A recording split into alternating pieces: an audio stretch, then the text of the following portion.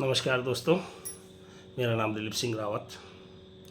दोस्तों, अपन जहाँ पे भी रहते हैं, हर आदमी चाहता है अपन किसी न किसी की मदद करें, बट कभी कोई मदद ऐसी करनी चाहिए उसका कोई साक्षी नहीं हो, केवल ईश्वर को साक्षी रख के अपने को किसी की हेल्प करेंगे ना तो बहुत सुकून मिलेगा। दोस्तों, ये कहानी जिस व्यक्ति ने मुझे बताई फ़ोन करके, उसने मुझे कहा, दिलीप जी मैं चाहता हूँ ये कहानी आप अपने YouTube के जितने भी चाहने वाले हैं वहाँ तक पहुँचाओ। उन सज्जन का नाम था दिनेश। वो काम के सिलसिले में कभी किसी शहर जाते रहते थे। जब एक बार वो वापस अपने शहर घर आए तो जैसे ही रेलवे स्टेशन से उतरे, बाहर निकले तो दिनेश जी को कोई ऑटो नहीं मिला, क्योंकि उस शहर में हड़ताल थी, सारे साधन बंद थे, शेयरिंग ऑटो चल रहे थे। तो उसने एक ऑटो वाले से बात की, भाई मुझे वहाँ तक जाना है, आप मुझे छोड़ देंगे? तो बोले शेयरिंग ऑटो है सर, बैठो। दिनेश जी उसमें बैठ गए और जब वो पहुँचे तो शेयरिंग ऑटो वाले ने कहा, सर मुझे यहाँ से थोड़ा आगे जाना है, आपको यहीं उतरना पड़ेगा। मुझे भी पता था, मैं बात करके बैठा था, तो जो किराया था उसका दिया दिनेश जी ने, और वहाँ से पैदल पैदल निकले। थोड़ी आगे गए तो बिजली के पोल पे उनको एक कागज़ पे कुछ लिखा हुआ दिखा। तो पता नहीं क्यों उनका ध्यान उस पर गया, भाई इसको पढ़ूँ मैं, क्या है। दिनेश जी पास गए, उन्होंने उसको पढ़ा तो उस पर लिखा था कि मैं बहुत बूढ़ी औरत हूँ, मैं बाज़ार सामान लेने कल निकली थी, मेरा 500 रुपये का नोट यहाँ गिर गया, कृपया, मेरी नज़र कमज़ोर है, किसी को मिले तो इसी गली में लास्ट में सीधे हाथ वाला लास्ट जो छोटा टूटा फूटा मकान है वो मेरा ही है, मुझे अगर पकड़ा देंगे तो आपका बहुत एहसान होगा। मैंने कहा यार चलो नेक काम है, देख लेते हैं, घर 5 मिनट लेट सही। देखा, दिनेश जी ने इधर उधर मोबाइल की टॉर्च निकाली, देखा भाई मिल जाए वाकई में माता जी का नोट। नहीं मिला तो एक बार तो दिनेश जी घर जाने लगे, फिर सोचा यार क्यों ना पता ही कर ही लूँ, वाकई में उनका नोट खोया और वो बहुत ज़रूरतमंद हो, उनको 500 की बहुत ज़रूरत हो।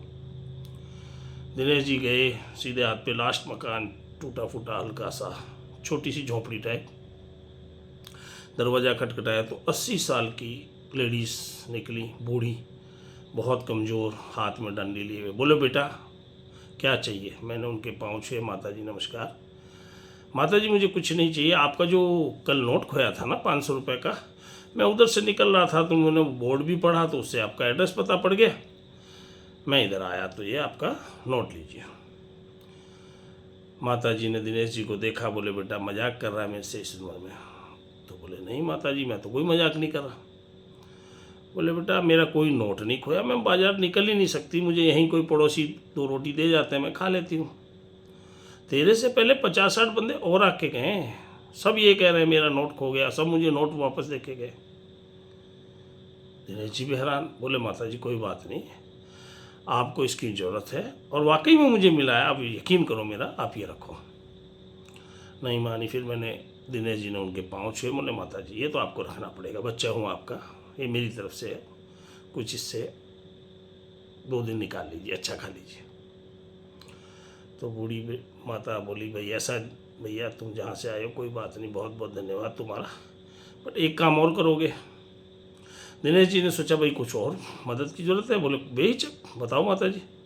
बोले बस एक एहसान करना बेटा, जाते जाते जो बोर्ड पढ़ के तुम आए ना वो बोर्ड फाड़ देना, मैं नहीं चाहती और बंदे आके यहाँ पे, किसी ने मदद करने के बहाने वो हो सकता है बोर्ड लिखा हो, पर मैंने ऐसा कोई बोर्ड नहीं लगा, उसको फाड़ देना।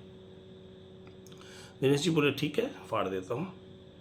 जब दिनेश जी वहाँ तक पहुँचे, सोचा 2 मिनट के यार मेरे से पहले जब 50-60 बंदे और माता जी की मदद करके गए हैं तो ज़रूर माता जी ने भी उनको कहा होगा सबको कि भाई वो बोर्ड फाड़ दो, पर्ची फाड़ दो, ताकि और कोई यहाँ नहीं है, मुझे पैसे नहीं चाहिए, ऐसे किसी की भीख नहीं चाहिए।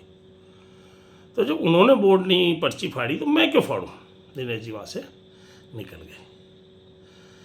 इस इमोशनल कहानी का एक छोटा सा सारांश ये निकला कि हमेशा मदद करते हैं, करनी चाहिए, हर आदमी की इच्छा होती है, जिसकी जैसी श्रद्धा होती है, कोई लंगर लगाता है, कोई कैसे करता है, करनी चाहिए।